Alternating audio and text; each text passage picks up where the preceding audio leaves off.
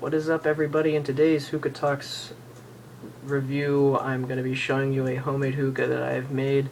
In my last video, I made a pickle jar hookah for just some shits and giggles. I felt really bored that day, and I just wanted to make a fucking really quick hookah. I decided to make it out of a pickle jar. If you are deciding to do something with like a mason jar type hookah, don't use grommets on thin metal because you will fucking slice it off in an instant when you try to put a hose port or your downstem little tube in there.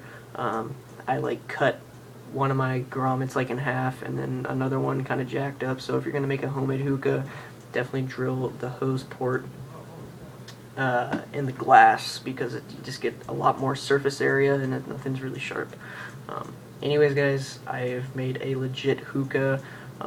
This cost me only,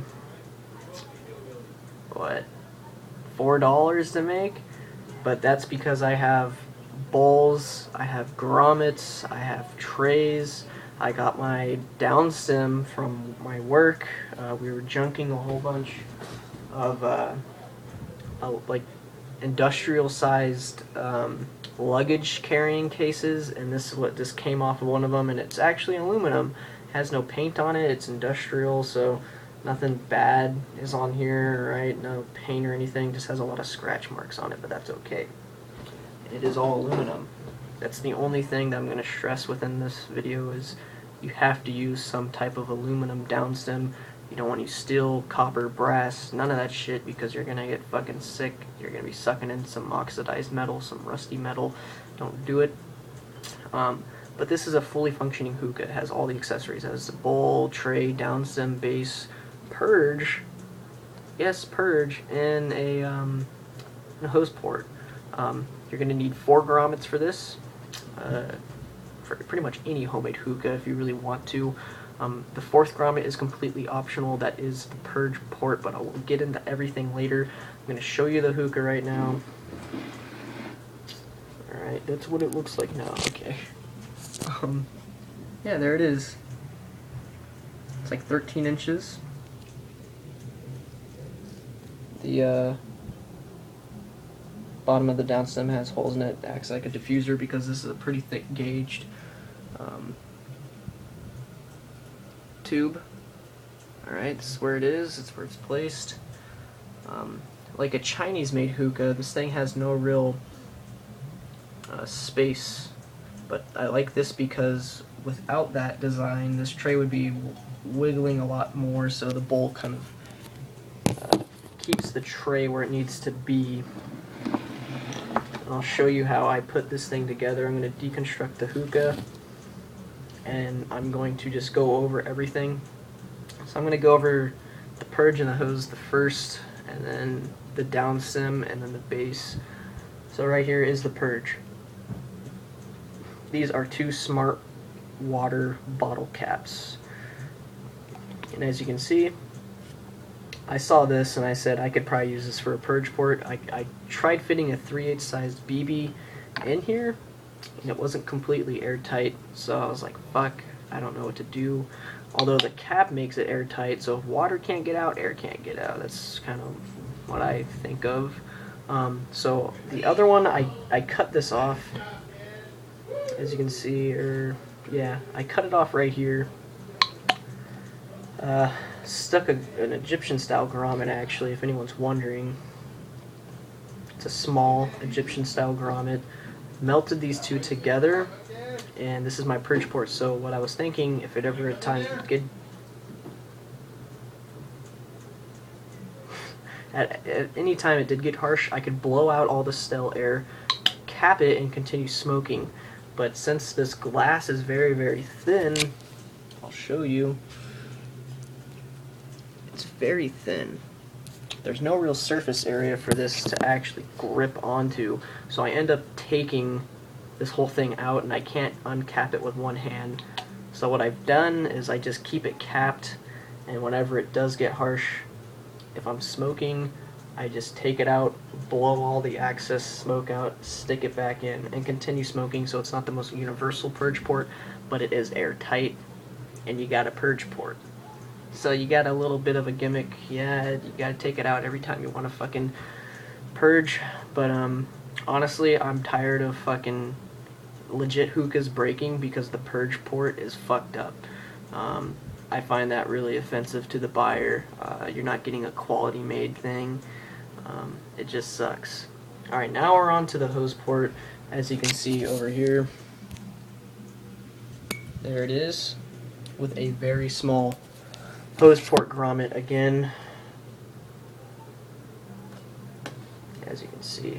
So I'll take this hose out, and this is a Chinese made hose if anybody notices it. And this is usually something an avid hookah smoker doesn't use. As you can see, a very small hose port grommet. I got this off a Chinese made hookah, like I think a pumpkin hookah is what it's called. It has a pumpkin shaped base, and I got this off that, and I've had it ever since. So this goes in the purge, or the hose port hole. The reason being I use this hose. One, alright, it's a Chinese hose, but there is no real kinkage. This thing is free as can be. Alright? The thing with this hookah is whenever I use my washable hose, it spins the hookah in whatever direction I am pulling the hose. So if I pull it towards me, it spins the whole hookah this way, and if I want to actually use my washable hose with this super tiny grommet, then I have to make some type of wooden base for this thing not to spin the hookah, essentially. Alright, so I've gone over the two simple parts of this hookah, and if you guys are wondering what size hole to drill both of these, it is a 1/2 inch rigid diamond plated drill bit, specially meant for glass, ceramic, and tile. I may have been saying 3/8 in some of my other videos, but it is actually half. Sorry about that. But yeah, I'll get into the cost about everything a little bit later. I'm going to go over the downstem and the tray, not so much the bowl. So here it is. This is what it looks like. I mean, it doesn't look bad. Maybe if I had a yellow bowl with a yellow hose, it would look a little bit more uniform, but not really. So as you can see, I'll stop right here. Shit. As you can see, the top of the downstem is my bowl grommet and a regular hose grommet. That keeps actually the tray from coming up, which is kind of nice, and it seals the downstem to the base, but in order to have this tray on here, you got to put it on there first. Downstem and the tray.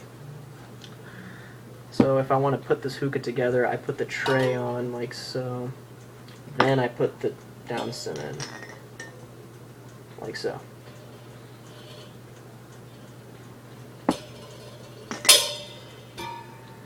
So here is the most important part of this entire build.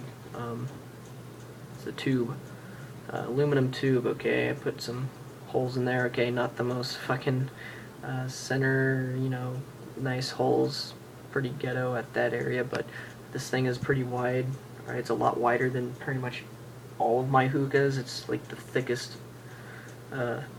gauged hole, so it makes a pretty massive bubble.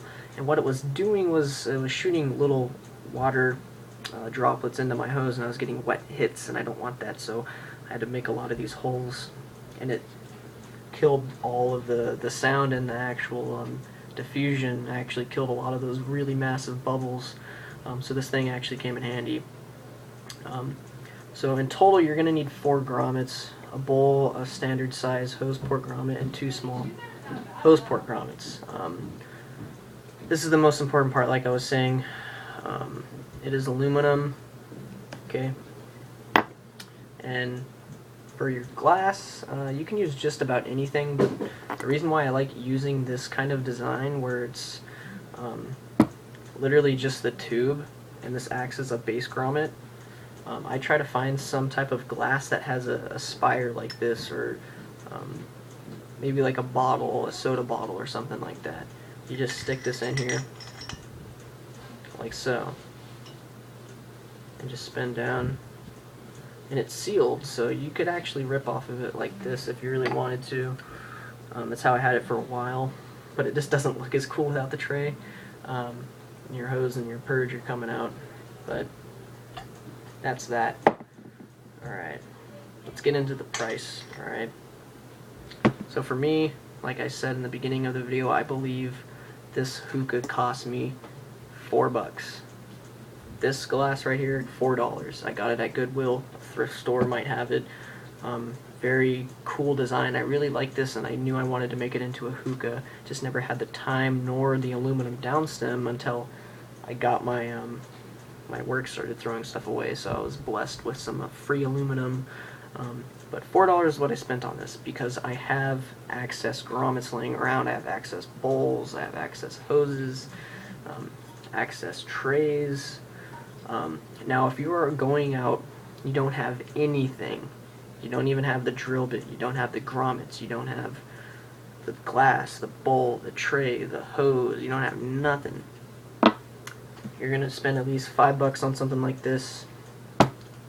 10 to 15, so that's already 20. Another 5 on the tray, so that's 25. And another 5 on the hose, so that's 30.